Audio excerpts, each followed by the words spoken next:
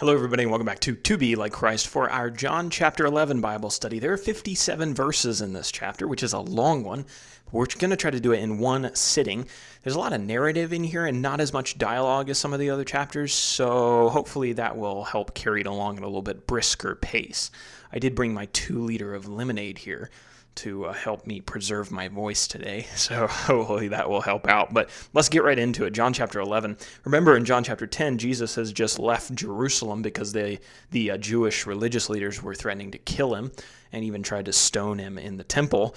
So now he's left and he's in the wilderness of Judea. Verses 1 through 3. Now a certain man was ill, Lazarus of Bethany, the village of Mary and her sister Martha. And it was Mary who anointed the Lord with ointment and wiped his feet with her hair, whose brother Lazarus was ill. So the sisters sent to him, saying, Lord, he whom you love is ill. There's a map there in your notes where Bethany is. We've talked about this in some other studies. It's about 2 miles, or 1 to 2 miles east of Jerusalem, not very far at all.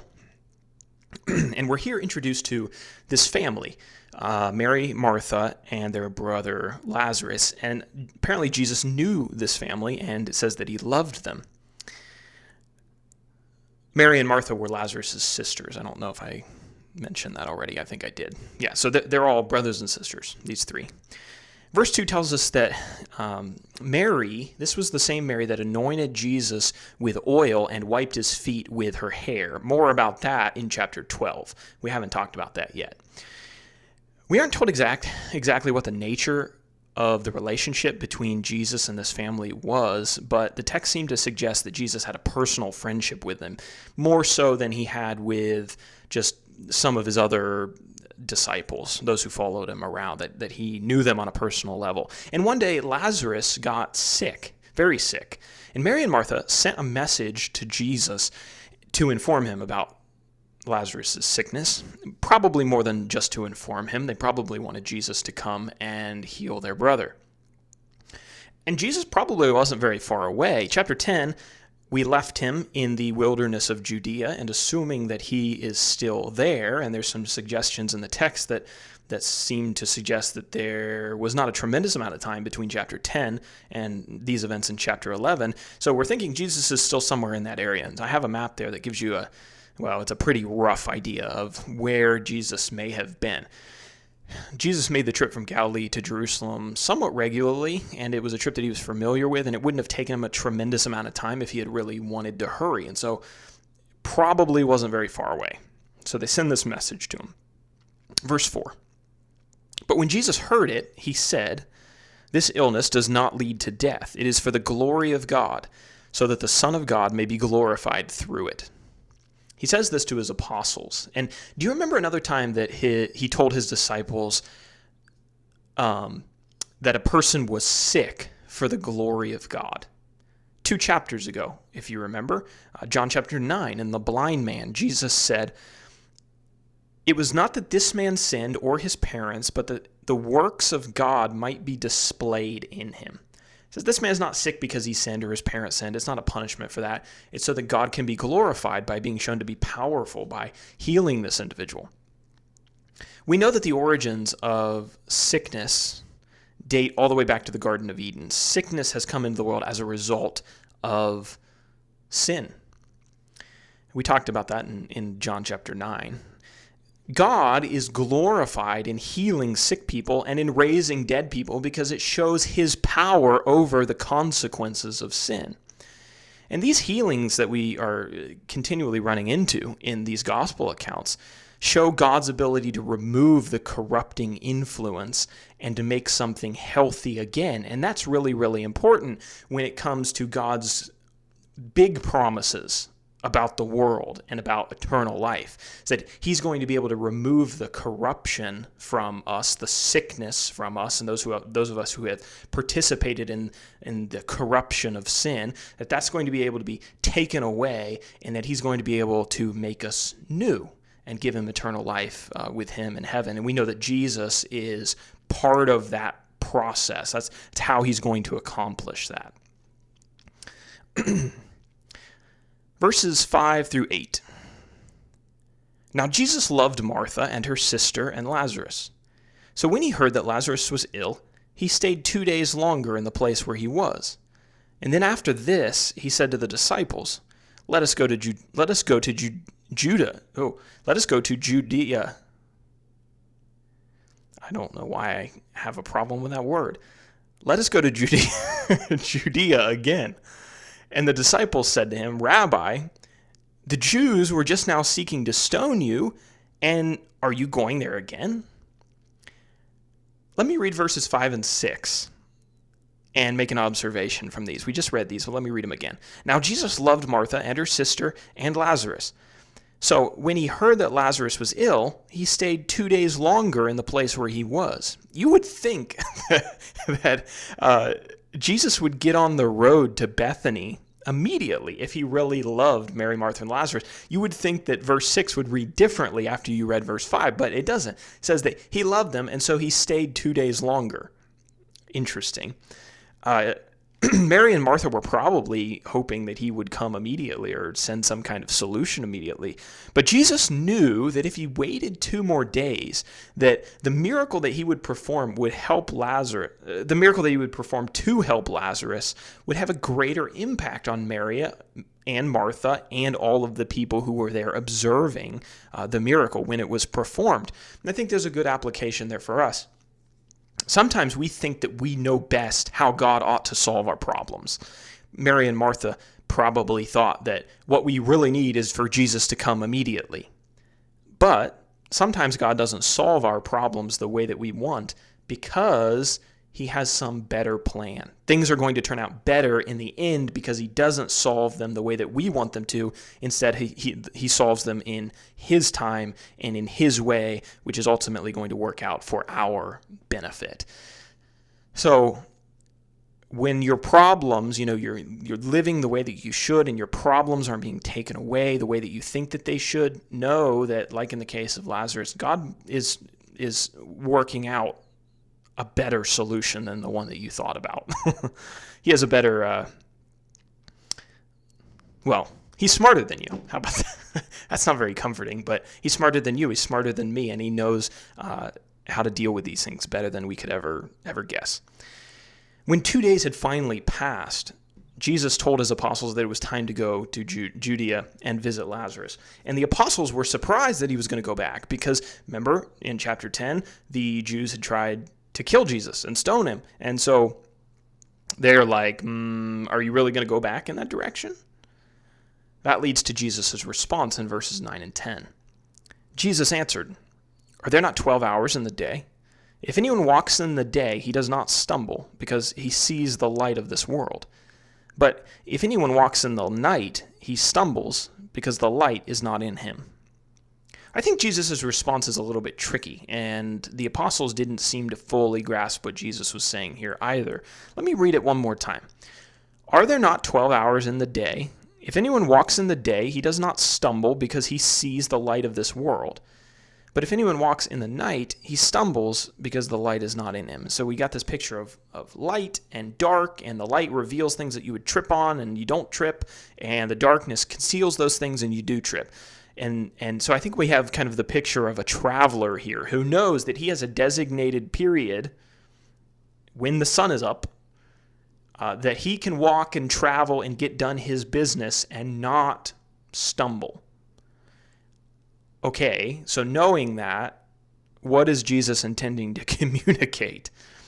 I think these words are similar to what he said in John chapter 9, verse 4, when he told his disciples, "We must work the works of him who sent me while it is day. The night is coming when no one can work. As long as I am in the world, I am the light of the world."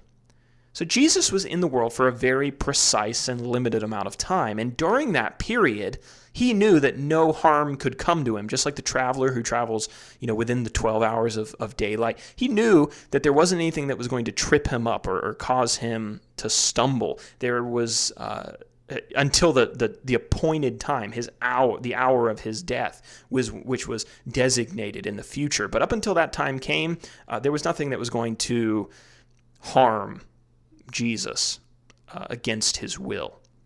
And so I think that's the image that he's giving them. He says, right now, it's daytime. These Jews who threaten me, they don't have any power to do any harm to me because I'm in control of this situation, and the light of the world is now here in the world.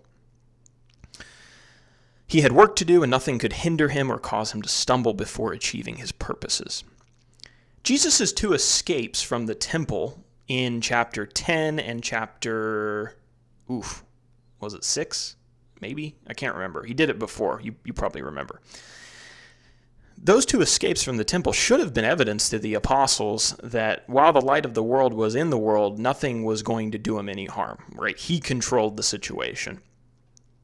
Jesus wasn't afraid to go back to Judea because human threats were powerless to affect the timing of God. All right, verses 11 through 16.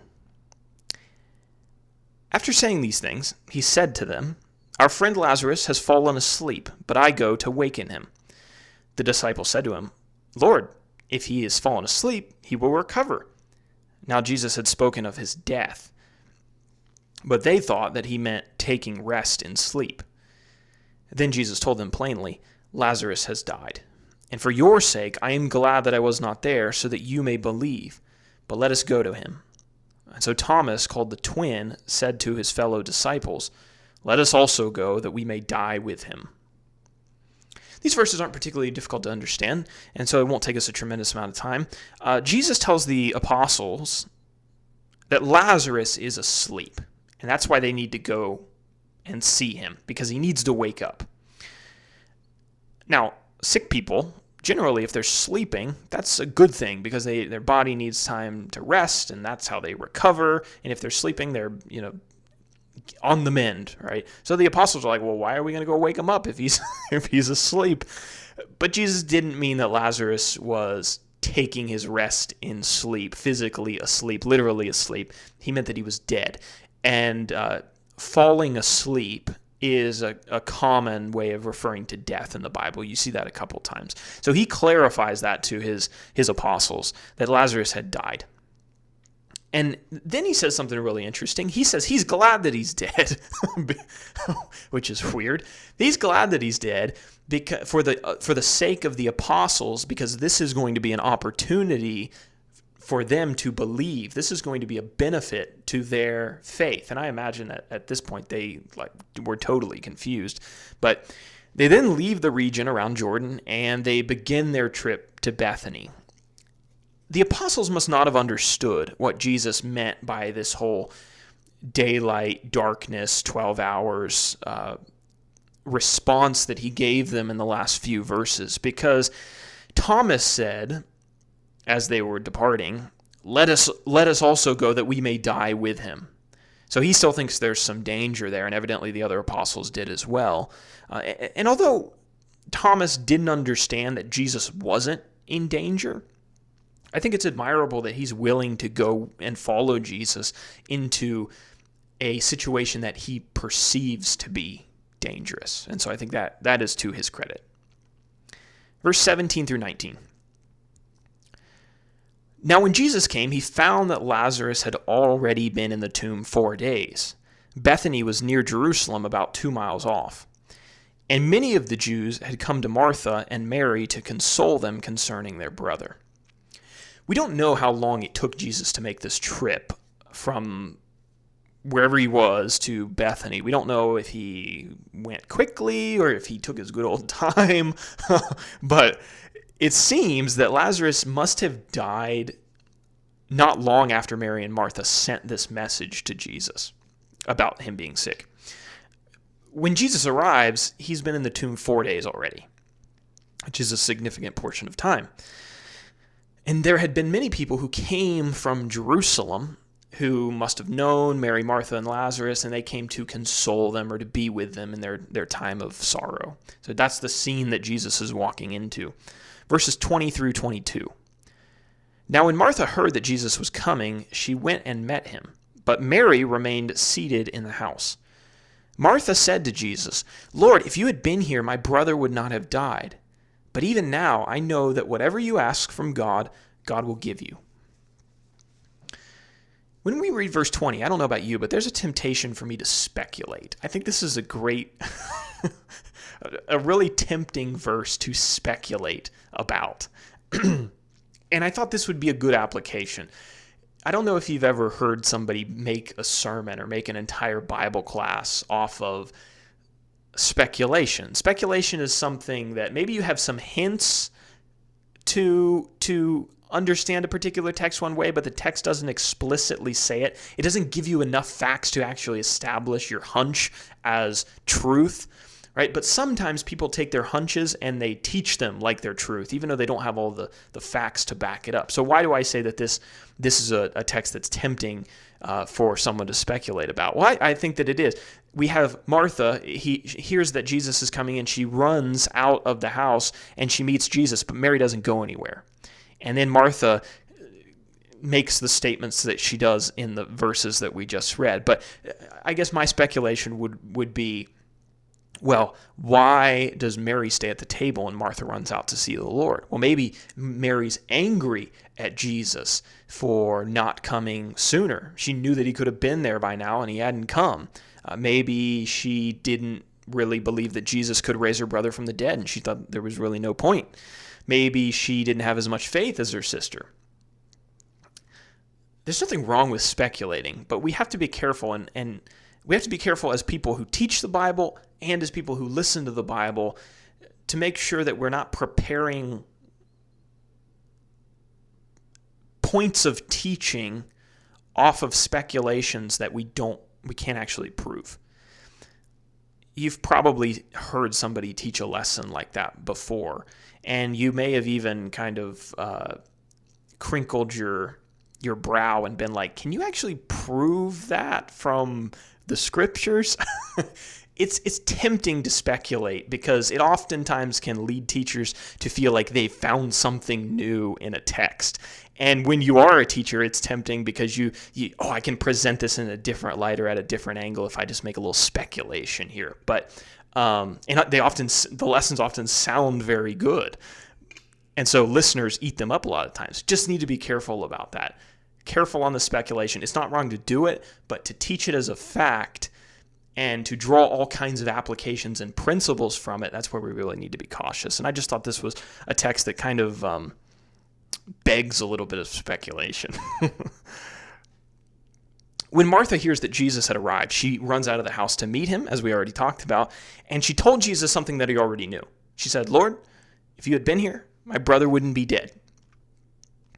She knew that Jesus could have healed her brother, and she may have wondered why it took him so long to get there. Nonetheless, the next verse reveals that this was not a rebuke. She's not saying this as a harsh word against Jesus, because she says in the next part,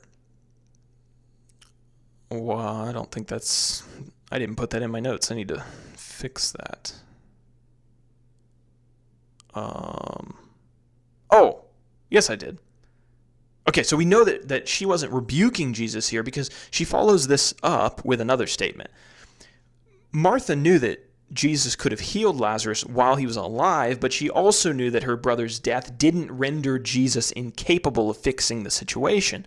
She says that she knows that God will give Jesus whatever he asks for, and which it shows incredible faith on her part. I think what she's asking for here is for Jesus to raise him from the dead. I mean, what else would she be asking for? I don't really know. There's some debate about this, and if she really thought Jesus could raise Lazarus, and if that's what she was asking for. But I think based on this text and the upcoming verses, at least in my opinion, that's the best way to interpret her words when she says, "But even now I know that whatever you ask from God, God will give you."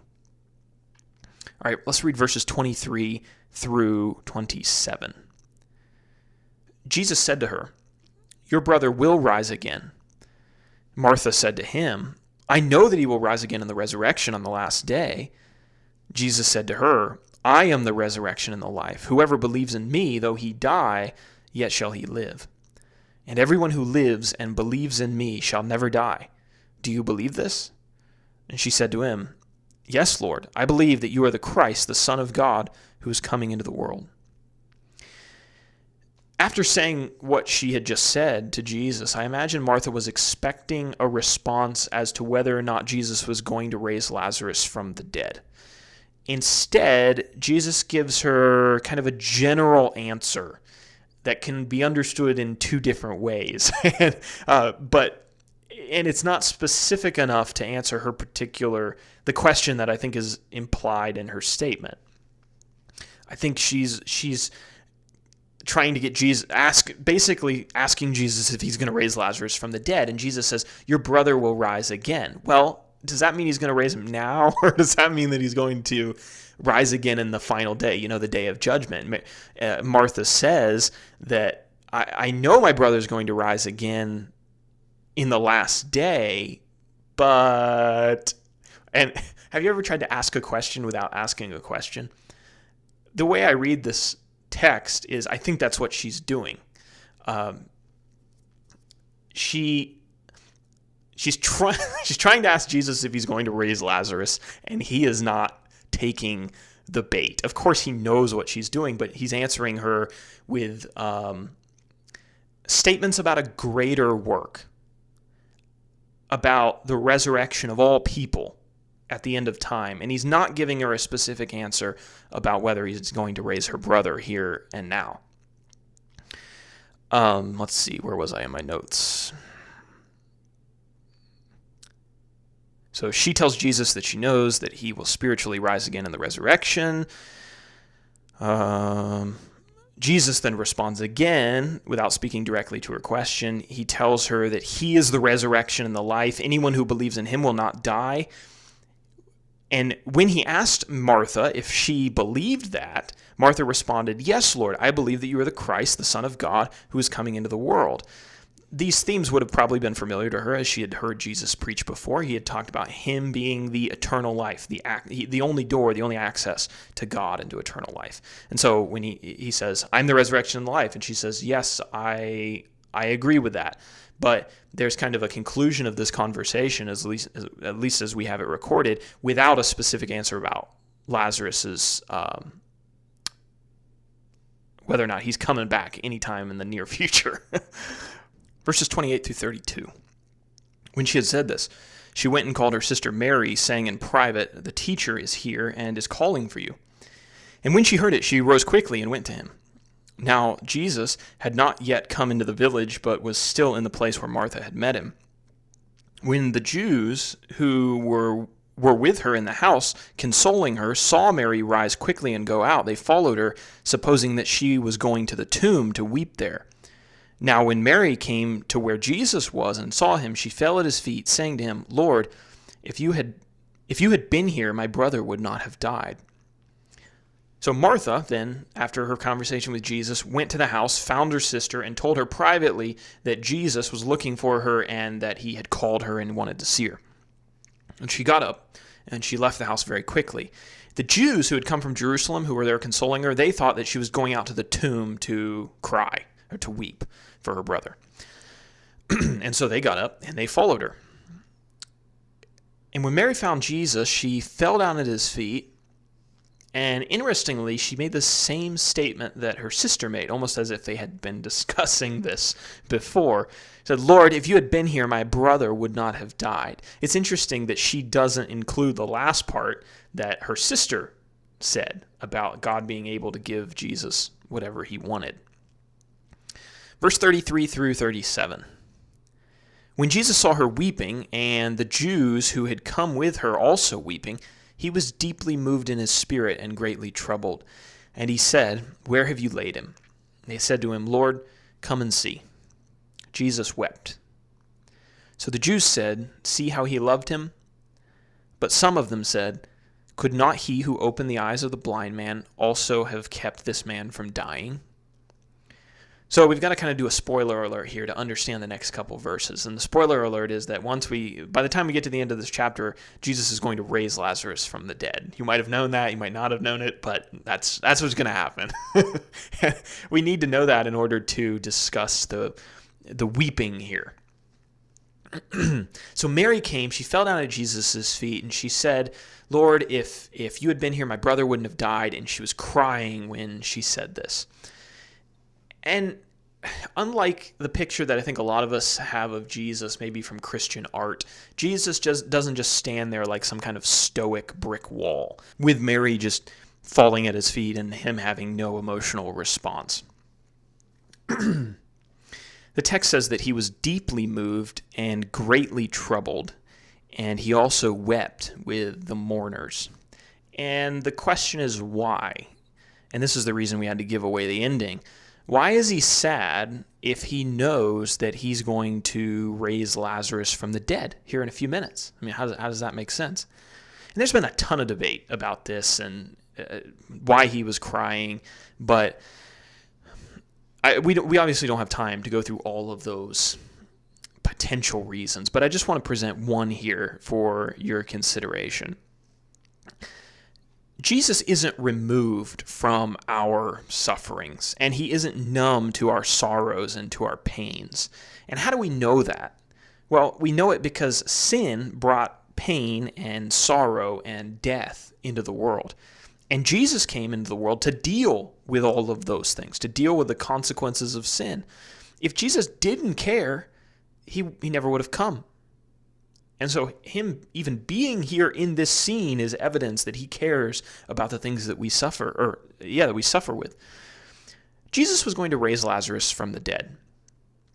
But his family didn't know that at this time. They wept because they thought that their future on earth was one that their brother wasn't going to be in. And Jesus knew what that sorrow was like and how real it was to people who have to live in a world where sin is a reality.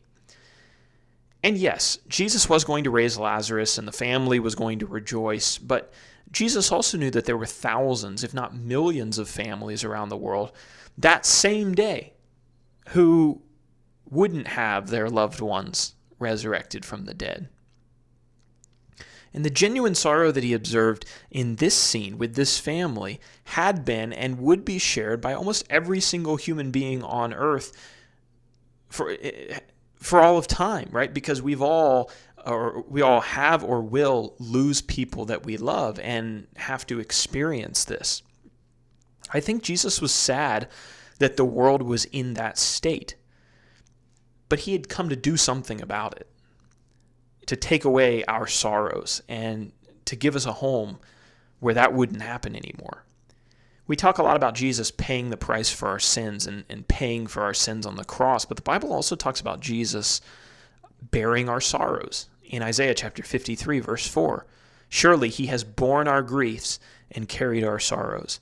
Yes, Jesus came to take away our sin guilt, but he also came to take away the grief and the sorrow of a world saturated in sin. And it'll be a great day when sin is taken out of the picture and is all the enemies, all the corruption in the world, the things that are opposed to Christ and everything that he stands for, when all of those are put down and they no longer exist and sin is exterminated, and we get to live in a place where death can't take the people that we love anymore. And when we get to heaven, we can thank Jesus for killing the sin that killed us and killed those who we loved. John 11:35, you may know, is the shortest verse in the entire Bible. Jesus wept. But the idea of and the picture of the Son of God in tears over the loss of a human friend and him sharing in the sorrows of his human friends is a picture that I think is deeper and more beautiful than even a million words could probably adequately explain. Here's the creator of human beings weeping with human beings, even about a problem that he knows that he can solve, but weeping about the realities that they have to live in, the things that he wants to save them from. And I think it's a pretty incredible picture. The Jews who were standing around this scene, they observed Jesus' love for this family, and, they recognized that, some of them at least. There were also some who questioned and perhaps mocked Jesus for not healing Lazarus, because he claimed to have this power, and they were wondering why. I mean, here's a man, he had no problem healing a blind man. What's his problem healing his friend here? Verse 38 and 39. Then Jesus, deeply moved again, came to the tomb. It was a cave, and a stone lay against it. Jesus said, "Take away the stone." Martha, the sister of the dead man, said to him, "Lord, by this time there will be an odor, for he has been dead 4 days." Jesus then goes to Lazarus' tomb and asked for the stone to be taken away from the entrance of the cave. We're told that it's a cave here. People today are generally buried under 6 feet of soil and a gravestone in a flat field, but that wasn't the case, at least for most somewhat well-to-do people back in this time period in history. They were usually buried in a cave, or their bones were put into a cave, or maybe it was a stone structure that somebody had constructed. And then a large stone was rolled over the entrance to keep robbers out or to keep wild animals out, just like the tomb that Jesus was buried in, if you're familiar with the end of this book. There's a picture there in your notes of one of these ancient tombs. Martha, though, wasn't sure that this was a good idea because she may have thought that Jesus just wanted to pay his last respects, to see the body one last time. We're not sure, right? Jesus hadn't given her a direct answer as to whether or not he was going to raise her brother from the dead, and maybe she thought that him weeping meant that he wasn't going to do anything about it. But she says, "Lord, I'm not sure this is a good idea. He's been in there 4 days." They would have known that the decaying process would already have begun, and he would not have smelled very good at this point. Verse 40. Jesus said to her, "Did I not tell you that if you believed, you would see the glory of God?" When did Jesus say this to Martha? That's my question. Because if you look back at the text, those words aren't exactly recorded. When did he tell her that if she believed, she would see the glory of God? Well, I think there's a couple possibilities. It's possible that it was implied in his statement in verses 23 through 25. So Jesus said, "Your brother will rise again." Now, she didn't know what way Jesus meant that. Turns out he meant it in both ways. He was going to rise again here physically in this life in a few minutes, and he also was going to rise again in the end of time, in the day of judgment, when we all will rise again. So it could have been implied there, and that's what he's kind of referring back to. It obviously was implied there, but it's also possible that there were additional words that were spoken between the two of them that John doesn't record for us, and that's what he's referencing. And we know that, in fact, there were words that were part of their conversation that aren't recorded, because when Martha goes to get her sister, she tells Mary that Jesus has called her, but we don't have any record of Jesus saying that to Martha in the text. So there was some other conversation that went on there, but that's my best shot at that. Verse 41 through 44. So they took away the stone, and Jesus lifted up his eyes and said, "Father, I thank you that you have heard me.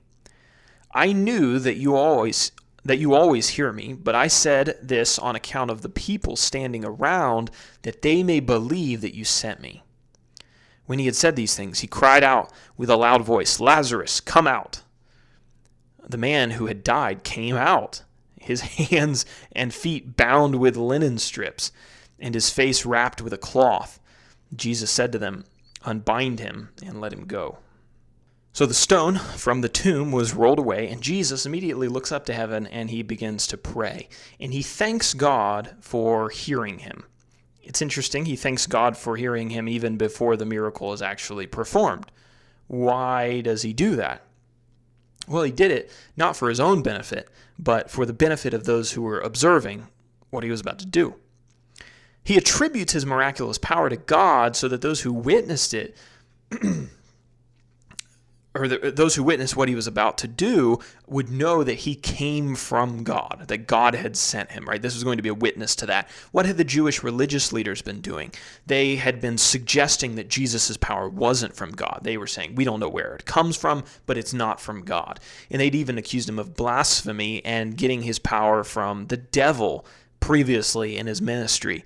But here, Jesus calls out to God before he performs the miracle. That's significant because if there was ever a time for God to shut Jesus down, if there was ever a time for God to show his disapproval of what Jesus was doing, it was right. It was right here. All he would have had to do is not let him perform this miracle. But Jesus calls out to God as his witness. And the question was, would God confirm Jesus' words? So Jesus then cries out with a loud voice, "Lazarus, come out." I like King James better. "Come forth." And Lazarus did what? He came out of the tomb. And he came out with all of his wrappings and grave clothes and all of that still on him. And Jesus told the people who were there to unbind him and let him go. I bet those people were just a slight bit hesitant to do that. This undeniable miracle was an undeniable confirmation of Jesus' words. Jesus had indeed been sent by God into the world. What other proof could you really ask for? So, side note here. If you read this, and you read on down through the rest of the chapter, you'll realize that this story kind of ends here. We then kind of move over to Jerusalem, and there's some conversation about what's going on in Jerusalem. But to a human reader, this story ends in the most unsatisfying way. I don't know if you feel the same way, but it tells us exactly what we need to know, that Jesus proved that he had been sent by God by resurrecting this dead man. But it doesn't satisfy all of our curiosities. If I were John, I would have now included like 2 or 3 chapters of all of the responses that I got from Lazarus after I had had a chance to sit down and talk with him. I would have wanted to ask him, what is it like to be dead? And did you see anything? See any angels or demons or anything? Could you see your soul leave your body? Did you actually go anywhere? Were you just kind of like hanging out there in your body and you couldn't move your body for 4 days? Or what did it feel like when you finally came back to life? Like explain that a little bit to me, right? That's what I would be now delving into for a couple chapters at least. But John just doesn't give us the answer to any of those questions, which is it's interesting, and it's a reminder to us that the Bible's goal is to inform us of God's plan to redeem man through his Son. It's to tell us how we can have salvation. The Bible's purpose is not to answer and to satisfy all of our curious questions about things that are unimportant to our salvation. Every time I read the book of Genesis and then I read the book of Leviticus, I'm thinking, Lord, if you would have just left off like 5 chapters of Leviticus, I would be okay with that. And if you include more information about the creation, how all that happened, and like the flood and the Tower of Babel and all that cool stuff in the beginning and the giants that are back there, like I would be okay with that. Chronicles, we can move some of that out and move a little bit more of the interesting details in. But God doesn't do that. Why? Why does God summarize a massive amount of human history in 6 chapters of Genesis? Well, it's because he's not telling a story just to keep his readers intrigued about all the curious facts that he can give them. He's putting on display throughout history the plan of redemption, and that's the theme, that's the plot, and he doesn't stray from that. And Leviticus and Chronicles, those are important to the story that God is telling, and that's why they're there and not a bunch of additional information in the book of Genesis. Okay, another side note. This isn't really a side note, but why is it important that Lazarus is resurrected? Was it a gift to Mary and Martha? Yeah, certainly. Was it evidence that God had sent Jesus? Yes. It's also super important because it's the proof that Jesus has command of death.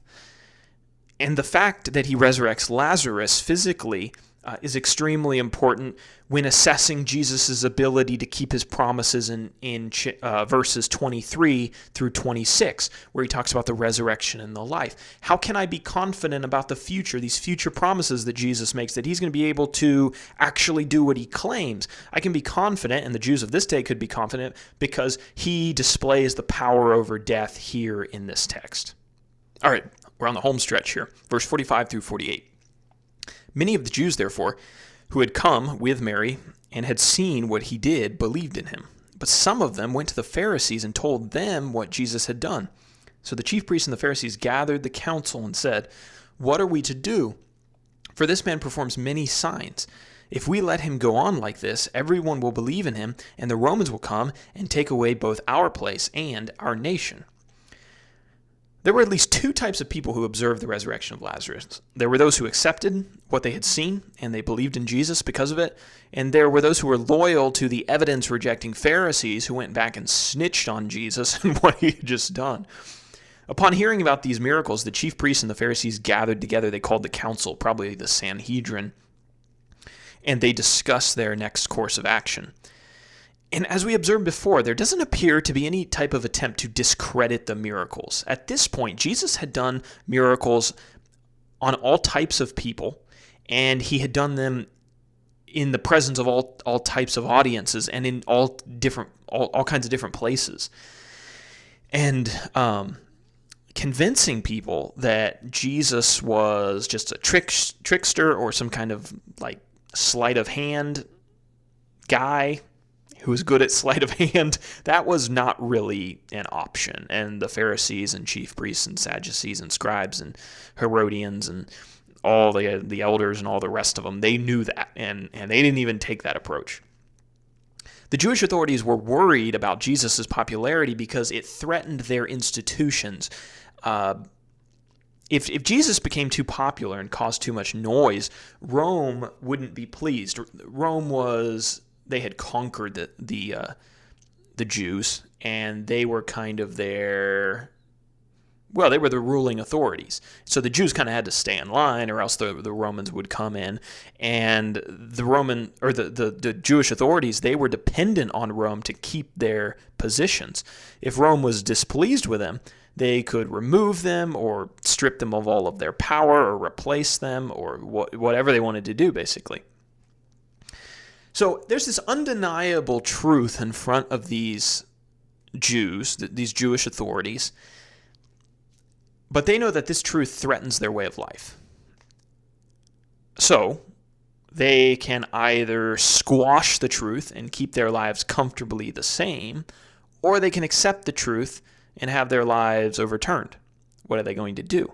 The Bible gives us a really interesting contrast of what it looks like to take each of these routes.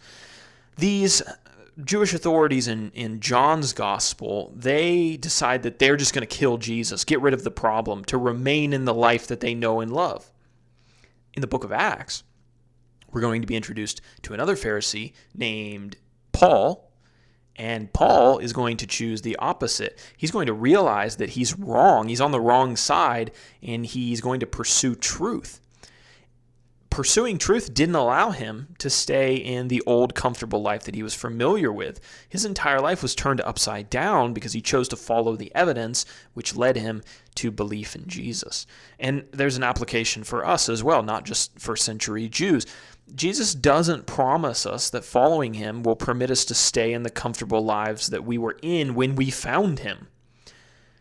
I think every Christian at some point in their life and in some ways has to make the decision between staying where they are and staying comfortable versus moving closer to Jesus. And that is probably a decision that we will have to make a few times in our Christian walk, at least a few times. Verses 49 through 52. But one of them, Caiaphas, who was high priest that year, said to them, "You know nothing at all, nor do you understand that it is better for you that one man should die for the people, not that the whole nation should perish." He did not say this of his own accord, but being high priest that year, he prophesied that Jesus would die for the nation, and not for the nation only, but also to gather into one the children of God who are scattered abroad. I have a little section there in your notes about who Caiaphas was. That's a section that I've also included, I believe, in both the Matthew and Mark notes. So I'm not going to go over that for the sake of time. Just know that he was a politically appointed high priest, and Pilate, the governor of Judea, had put him in power. So he wasn't genuinely the high priest because he was like a man of God. It was just a political job. This prophecy that gets made here is one of the most interesting in all of Scripture, I think, because it has, in a way, a double meaning.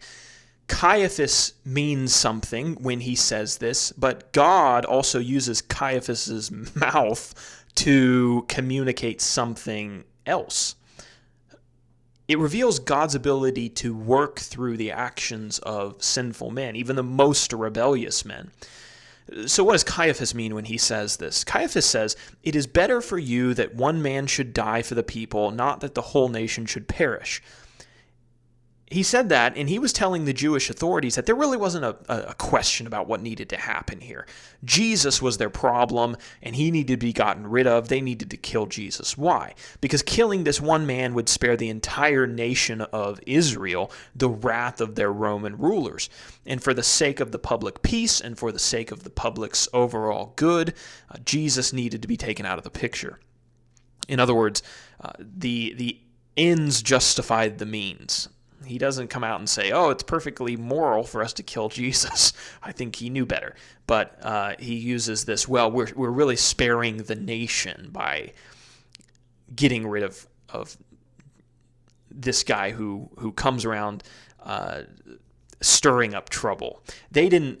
If this had been a Messiah who sided with them, who was going to lead them against Roman occupation, they wouldn't have had any problem with supporting him. But because the Messiah had shown up and he wasn't exactly what they were looking for, they used this terrible excuse, this hypocritical, just completely. It's just a lie that they care so much about the people's well-being that Jesus needs to be taken out of the picture. That was not what was going on, but that's the excuse that he uses. They were really worried about their own jobs. But John tells his readers in verse 51 and 52 that Caiaphas did not say this of his own accord, but being high priest that year, he prophesied that Jesus would die for the nation, and not for the nation only, but also to gather into one the children of God who are scattered abroad. So what's God's meaning? We've talked about Caiaphas's meaning. He's saying Jesus needs to be killed so the Jews are spared the wrath of the Romans. What does God mean when he uses Caiaphas's mouth to say this? So the first thing to observe is that God is using him. There's a prophecy going on, even though Caiaphas doesn't know it. God uses Caiaphas's mouth, even as it was speaking evil, to communicate a greater truth God was accomplishing through his wickedness. God and Jesus had determined that it was better for one man, Jesus, to die than for the entire race of humanity to perish. Jesus had determined to go to the cross and to die so that we wouldn't perish in our sins. So you see kind of the two ways that this statement's being used. Caiaphas claimed that he wanted to spare the nation from the wrath of the Romans. So he said Jesus has to die. God and Jesus wanted to spare the nation from the wrath of God. So Jesus had to die. So you see how that kind of very interesting prophecy. I don't know that there's another prophecy quite like that in the Bible. There might be. I mean, I just don't know. But definitely a very interesting one. One man saying one thing, and it's being used by men and by God in two different ways. While Caiaphas was attempting to thwart God's work through Jesus, God was accomplishing Jesus' work through Caiaphas. You're not going to fight God and win. And I think that's really the lesson of this text and all of, well, really all of the Gospels, but especially the crucifixion. These people think that they're getting their way by killing Jesus, and in reality, God is getting everything that he wants. Well, I don't want to say that everything that he wants, but he's doing what needs to be done in the plan that he has set out that needs to be done. Verse 53 through 54. So from that day on, they made plans to put him to death. Jesus, therefore, no longer walked openly among the Jews, but went from there to the regions near the wilderness to a town called Ephraim, and there he stayed with the disciples. Following the resurrection of Lazarus, the Jews began scheming. They had just decided, we're going to kill this guy and we're going to make up a plan to do it. And so Jesus decided that he was going to avoid the Jerusalem and the Judea area, and he was going to stay in the wilderness in Ephraim, near the wilderness. And there's a map there in your notes that shows you where Ephraim is thought to be. Not very far from where he was at the beginning of the chapter, probably. Verse 55 through 57, and we'll close out this chapter. Now the Passover of the Jews was at hand, and many went up from the country to Jerusalem before the Passover to purify themselves. They were looking for Jesus and saying to one another as they stood in the temple, "What do you think? That he will not come to the feast at all?" Now the chief priests and the Pharisees had given orders that if anyone knew where he was, he should let them know so that they might arrest him. In the springtime, Passover time, March, April, the Passover was approaching, and many of the Jews were traveling to Jerusalem to celebrate the feast.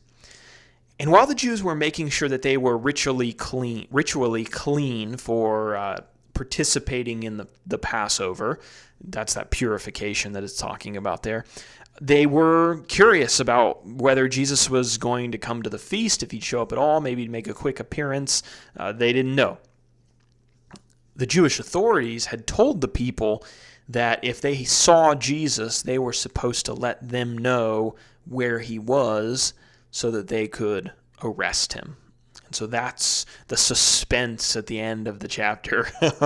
Is Jesus going to show up? Is he going to be arrested? That's where that's the cliffhanger of the end of John chapter 11. So that was a long chapter, and thank you for everyone who was hanging with us. Had to change my camera battery in the middle of that one, but don't know if you saw that cut. I'm sneaky. Probably not. You probably noticed, but just a note on my Matthew notes. I had talked about getting those out in a book format if anyone wanted to purchase a hard copy, but USPS has lost my order somewhere in Illinois, and it's been in the mail for like weeks, and I'm just about to order another set. I live in Guam, which is an island like out in the Pacific Ocean, so it takes a long time for stuff to get here anyway. It takes an especially long time when the Postal Service loses my notes or loses my orders. I know that they're busy because of COVID, and everyone's ordering online here because all the stores are shut down still from COVID. So they have a hard job. But yeah, that's partially the reason that no progress has been made on those, because I don't know where my draft is. One day we will have notes. I'm not even going to give a date. I'm just going to say one day. Maybe I'll just release all the Gospels together or something. But thank you, everybody, for your patience. If you have been waiting on those or to send those to somebody, and again, all that stuff is free online, and all the pages are there in digital form, and so I hope that those are helpful. But I'll upload these and upload the video, and this one will be, we're about halfway through the book of John, so that's exciting. And that's all I got for now.